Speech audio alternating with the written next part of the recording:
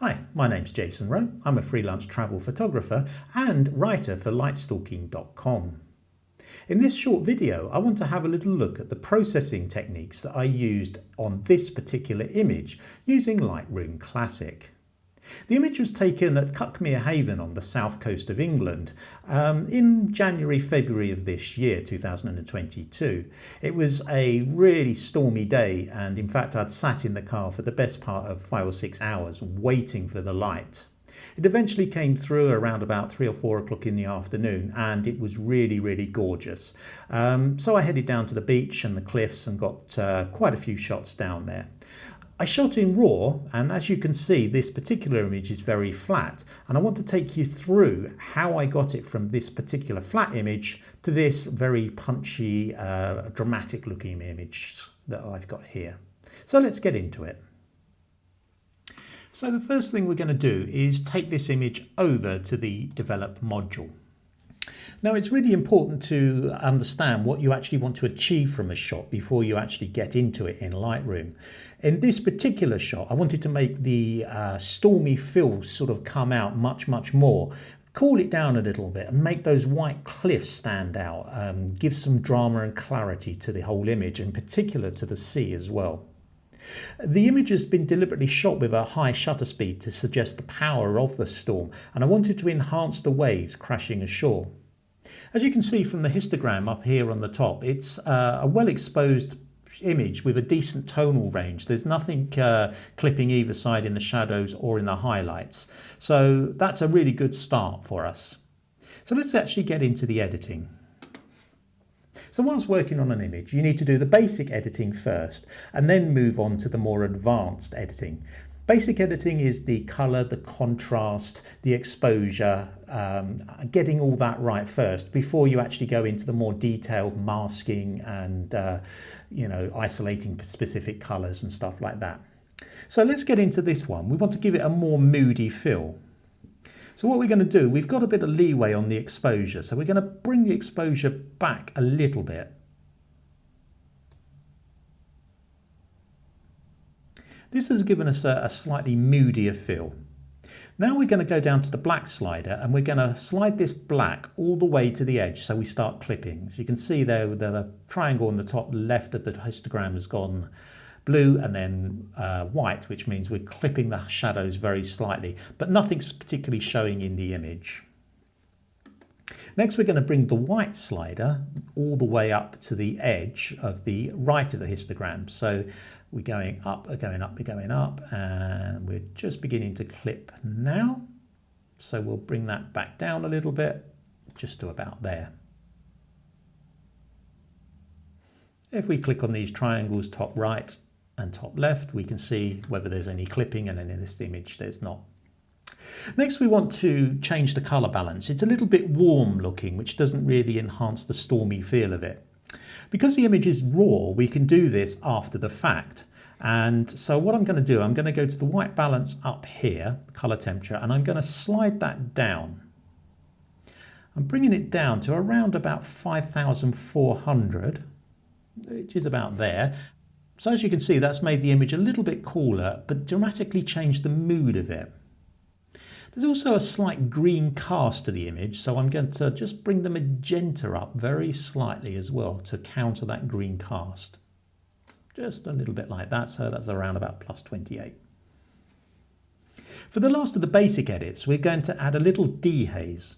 Dehaze is a tool that's really easy to overuse. And if I show you here, slide it to the right, I mean, it looks very dramatic, but you're actually pulling a lot of noise into the shadows and breaking the image up. So in this case, I'm going to keep it just around about +20, just about like that, and that looks good.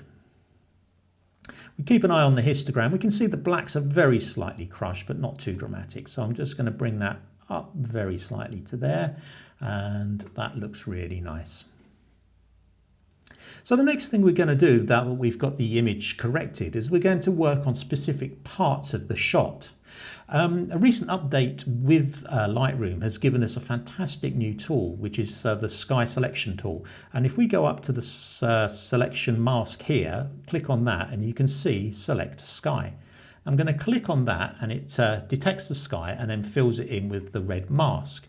Now, as you can see, it's not quite perfect. It's gone over the landmass in the distance here, and that's because it's quite hazy.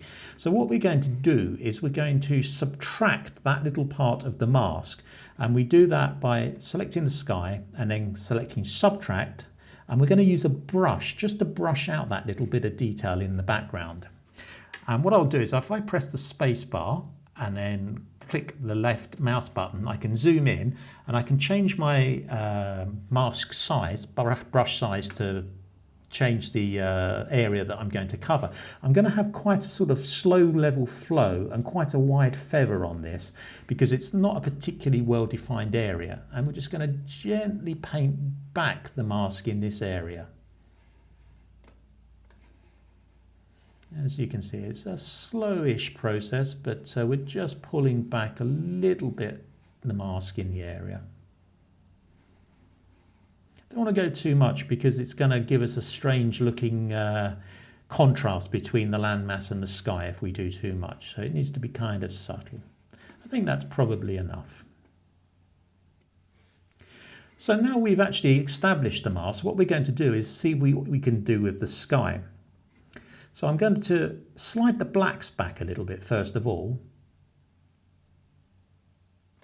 And we'll just, if we press the space button and left click, and we can zoom out a little bit, we can see the sky a bit better. So the black's down to about -40 there. And I'm going to also add a little bit of dehaze, and that's only going to work on the sky. So if we do that, you'll see it just comes up a little bit darker like that, adds a little bit of extra definition to the sky in the background there. Now I'm also going to add just a little bit of clarity to this as well. That'll just punch the difference between the clouds and the blue sky out just a touch. Now I'm also wanting to enhance the water here a little bit. So what I'm going to do is add a graduated filter. We're going to keep our selection tools here, and we're going to go to create new mask, and we're going to go to linear gradient. And we're going to drag up from the bottom a mask that covers all the way through the sea. You'll see it crops a little bit into the horizon, but that will hardly touch the horizon, the sky, so we can concentrate on the water here. So to enhance the sea, I'm going to bring the whites up a little bit. Now what this is doing is enhancing the whites in the white caps, if you like, the white sea itself. Don't want to go too far. You can see we're just on the edge of clipping on the histogram there, so I think that's just about fine. We've actually clipped a little bit into the cliffs there, but we can deal with that in a moment. And as well as giving it a little bit of extra highlights, I'm going to add a little bit of clarity to the sea. Not much, just up to about +30 there.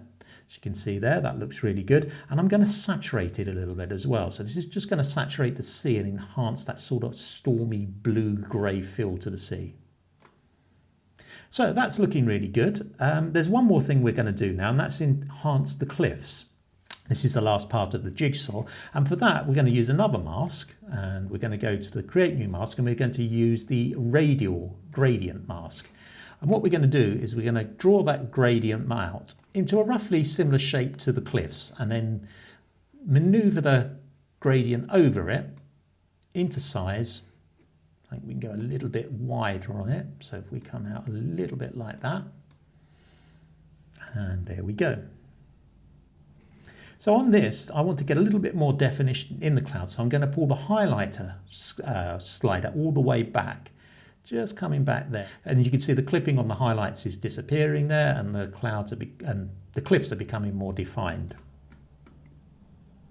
And to add that a little bit extra, I'm going to add clarity to this mask as well to bring the cliffs out like that. So we're bringing that up to around about +50. And I think that's it for the masking of the image. What I'm going to do now is click done. We're going to do one last little touch on the whole image, and that's just to increase the vibrancy a little bit.